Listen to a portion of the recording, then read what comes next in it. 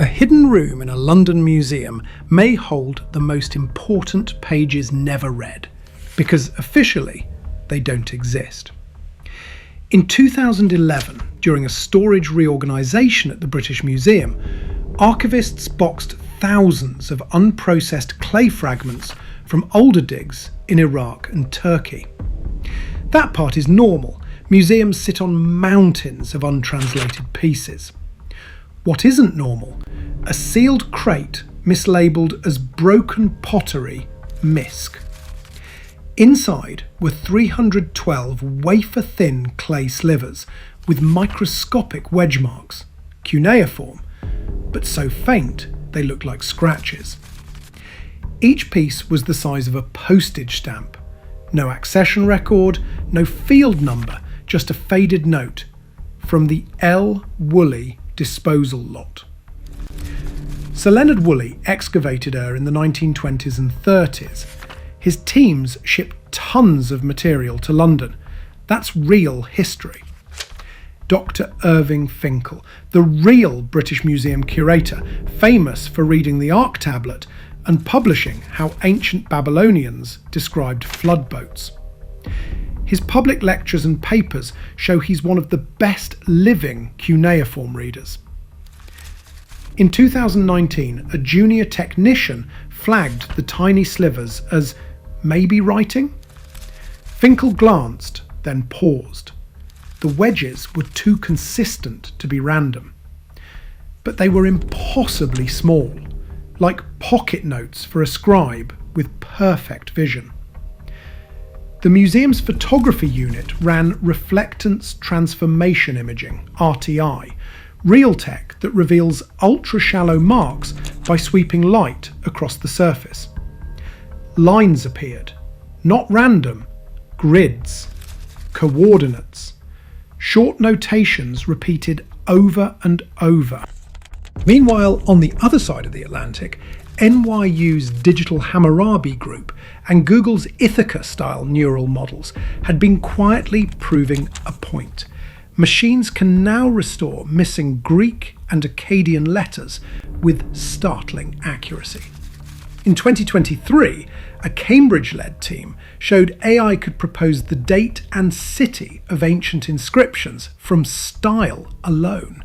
Real breakthroughs. So the British Museum did something new. They fed the RTI captures, after dewarping, into a custom vision model trained on the Open Richly Annotated Cuneiform Corpus, ORACC. The prompt was simple. Detect repeated logograms and positional patterns. The output? A recurring sign that looked like a rotated USH, a sign used in lexical lists, paired with tiny tick marks and angle pairs. The model tagged it as index. Next to it, star markers. Then numerals in sexagesimal, base 60, the same system ancient astronomers used for sky catalogues. Let's talk facts. We already have real Babylonian star lists, MUL.APIN. We have the Venus tablet of Amisaduqa. We have cuneiform math tablets with Pythagorean triples centuries before Pythagoras. So astronomer scribes kept tables. That's not speculation. Here's the twist. The micro-slivers in London weren't narratives or receipts. They looked like a pocket index, coordinates and references to bigger tablets that are missing. Think of it as the card catalogue for a library that shouldn't exist. Over 6 months, the team reconstructed 127 unique entries across the slivers. Each entry followed the same spine: a sky marker, a coordinate pair, a 2-sign topic code, a shelf code, and a city mark. Let's ground this with names and tools you can check. Dr. Irving Finkel, British Museum Curator of Cuneiform, published on flood tablets and games. Real person with real work. ORACC, Open Richly Annotated Cuneiform Corpus, public corpus used by many projects.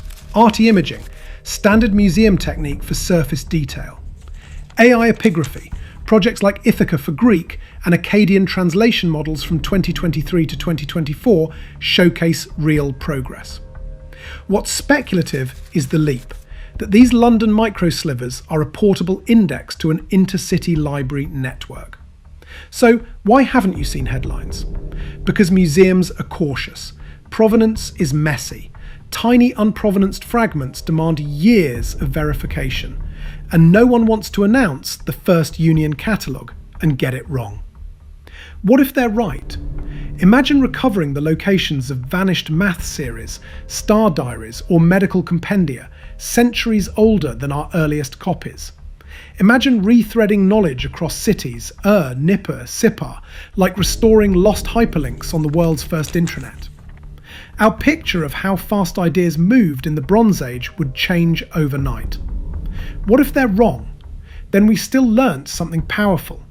AI plus RTI can surface structure we miss, and microfragments deserve a second life. Either way, this is how history moves now: photons, pixels, and patterns. Before we close, some quick anchors. We know Mesopotamian scholars used series titles and colophons to track texts. That's documented. We know they shared, copied, and standardized scholarly works across cities. We know astronomy, maths, medicine, and administration were all tablet genres with technical notation. We know museums worldwide hold tens of thousands of untranslated fragments. Everything else, portable indices, shelf codes as room maps, cross-city cataloguing at this scale, is a testable hypothesis waiting on digs and data. So, did a Bronze Age librarian invent the first Union catalogue? And did 312 crumbs in a London crate just hand us the key? Drop your verdict in the comments right now. Type fire if you think this case is real enough to bet on, and smoke if you think it's clever noise with no flame. And if you want the follow-up, we'll try the index on published tablet dumps and see if the coordinates predict where lost series should be. If the map works once, we go hunting.